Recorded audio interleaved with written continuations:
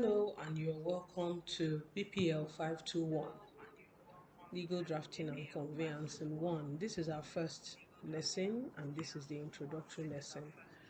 In this lesson, you'll be learning things like the definition of legal drafting, the stages of legal drafting, and some habits to avoid when drafting.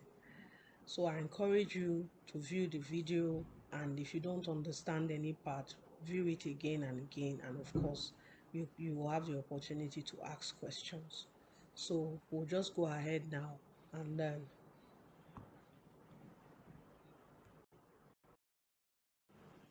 So at the end of this lesson, some of the things we should be able to do will be to define what legal drafting means, to describe the different stages of drafting and what you do during those stages, to discuss the importance of clarity in legal drafting, and to mention some habits that you need to avoid when drafting. What is legal drafting? The first thing you must bear in mind is that there's no generally accepted definition. I'm sure you have seen that a lot in the course of studying law. There are various definitions for different terms, but we will be taking two.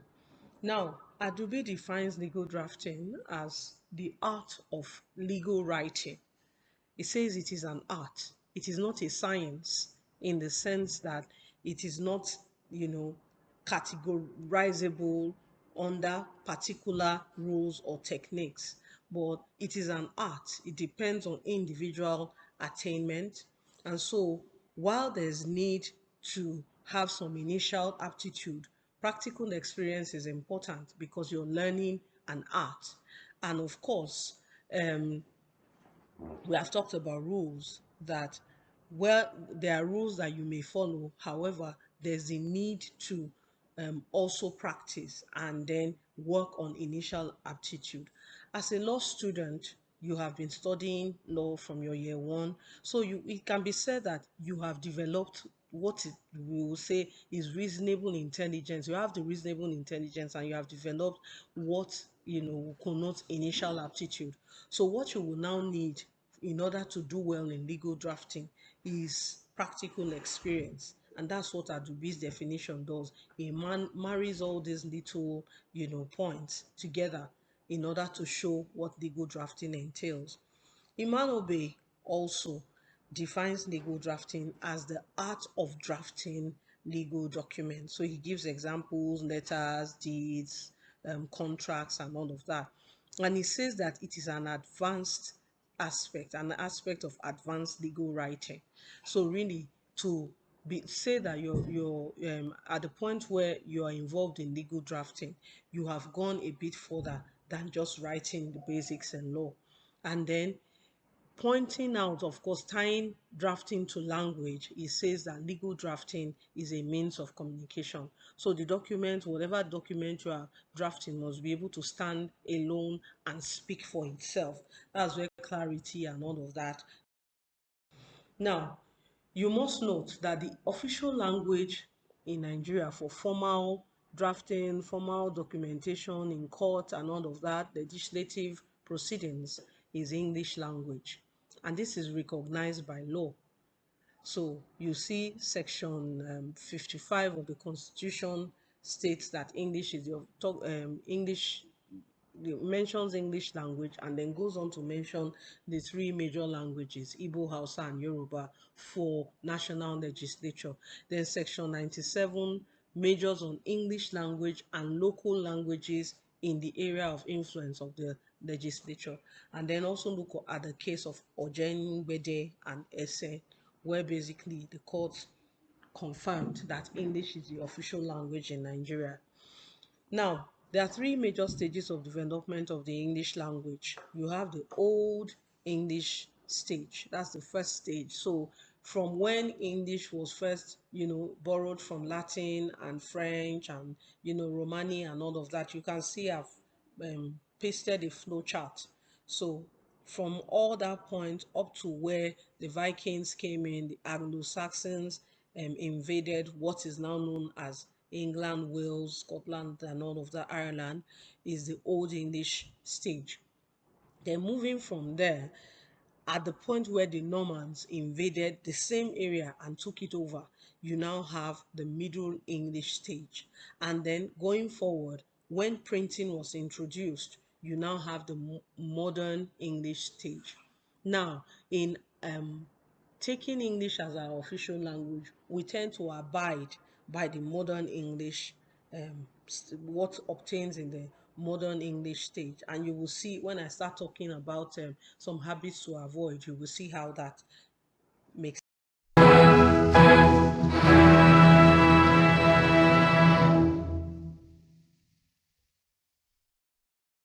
So going forward, let's talk about some habits that you need to avoid in legal drafting.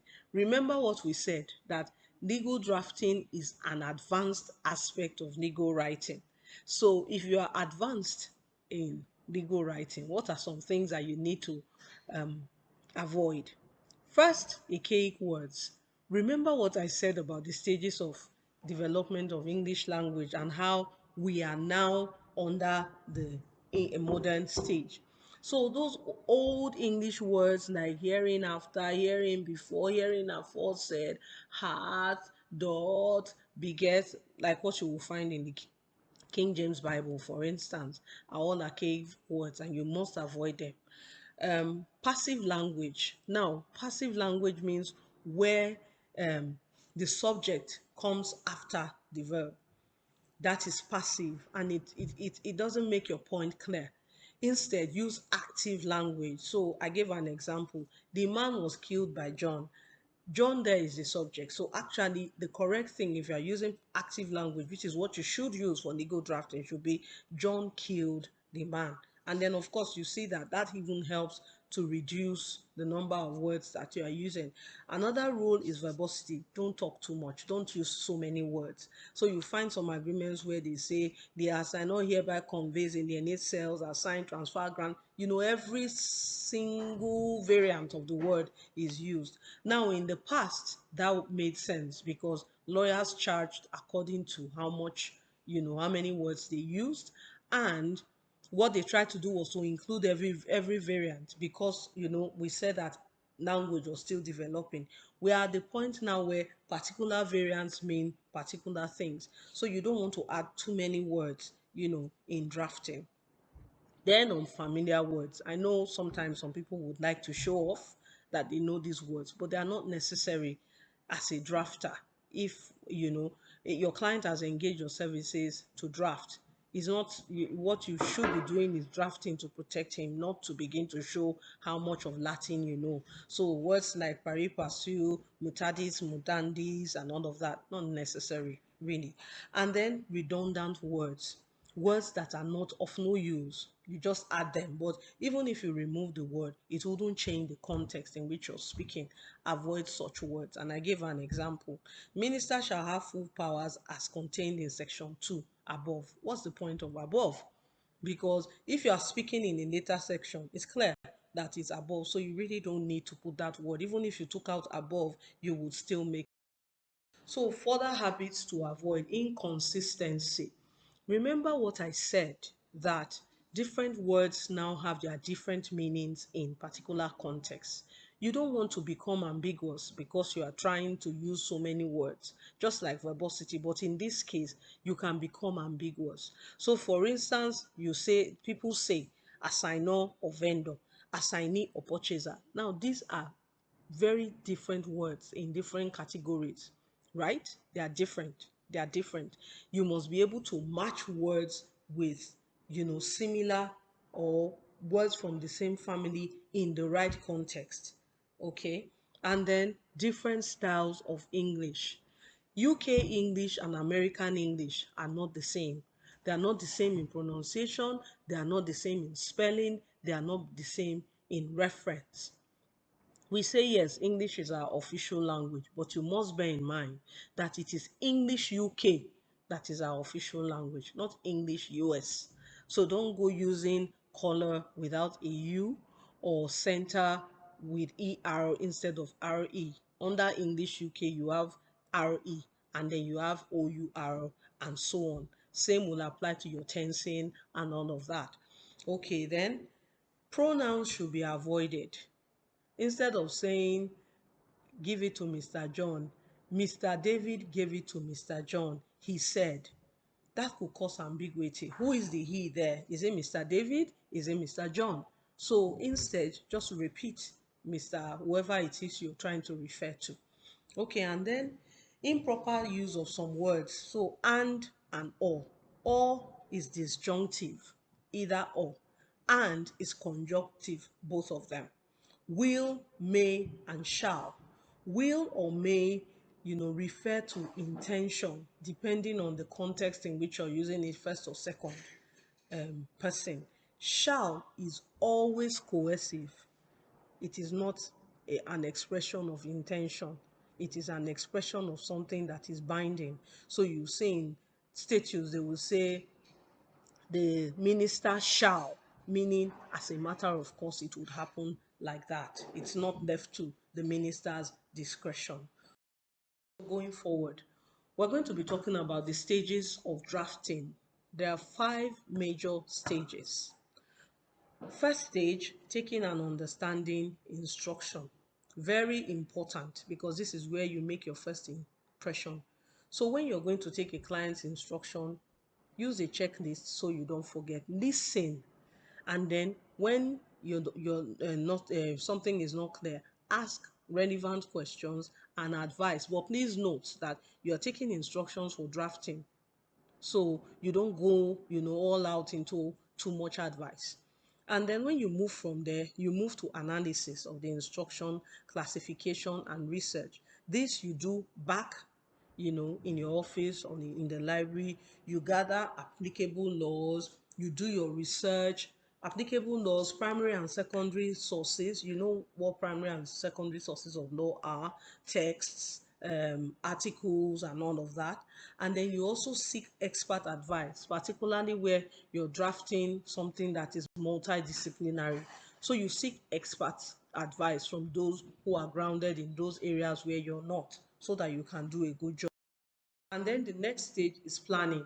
You set out your draft in proper, coherent categories. It should be logical, it should be coherent. And then you can look at precedent. So you can look at Kelly's draftsman, or you can look at precedents of different other documents. But you must note that in referring to precedents, you don't copy them whole. Particularly, let's say for legislative drafting, your to draft a bill, so you just go and you copy from a country, another country where they already have the law. You may find out that what is their local circumstance is not our local circumstance. So you must be able to differentiate.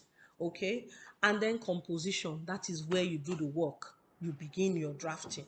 So you pay attention to structure, you pay attention to the language you're using, and remember what I said about precedents. Use them, but use them with caution. Don't just cut and paste. Cut and paste is okay if you are making sense, because you don't want to reinvent the wheel, but be careful what you cut and paste. Then after you have drafted, you now come to what could be the last stage, editing the draft. This is where you do your quality control. There are 2 options. You can leave the draft for a while and come back and edit. You edit for punctuation, you edit for spelling errors, grammar errors, context, and all of that. The second option is to enlist the assistance of an editor, an expert in linguistics, colleagues, and so on. That second option, in my opinion, is preferable because you drafted the document, and so chances are that you will be second guessing yourself. So it's necessary for you to give it to someone who will look at the entire document with fresh, eyes and perspective. Okay, so some aids to clarity of your drafting. What we mean is, what are some things you can use to clarify words? So the Interpretation Act is a Nigerian statute where various terms are defined. Then an interpretation clause or definition clause in a document, it can be in a law or it can be in a contract. So what it does is it specifically defines particular words, delimits, delimits, delimits them so that it is clear what they mean. Okay, and then, and then, the interpretation clause or definition clause, it can be in a law or it can be in a contract. So what it does is it specifically defines particular words, delimits delimits them so that it is clear what they mean. Okay, and then, the interpretation clause or definition clause, it can be in a law or it can be in a contract. So what it does is it specifically defines particular words, delimits delimits them so that it is clear what they mean. Okay, Repetition and prepositions help you. Like, you remember the example that I used of pronouns, that instead of saying John gave to Michael, he said, you can say John gave to Michael, Michael said. So it's clear what you're trying to say. And then there are various rules of interpretation that are helpful. They use them generis rule, nocito as sources rule, and all of that. And then descriptive words, use words that describe what you're trying to say. Okay, and then, but don't do too much of that, otherwise it becomes too verbose. And then your schedule. Some documents have schedules at the end where particular words are defined. Note that the schedule forms part of the document where you are drafting a contract. If you put it before the execution page, that is what is actually advised. And then, of course, your punctuations must be on point. That's the whole point of editing, particularly because Section 3 of the Interpretation Act states clearly that punctuation form part of the enactment. So the comma you are saying somewhere is important, the full stop is important, the colon is important, and all of that. On that point, you can look at the case of Shell against the Federal Board Revenue. So we'll just take a second activity before we go. Okay, I need you to list the stages of drafting and explain what a good drafter is expected to do during the first and second stage. So think about it.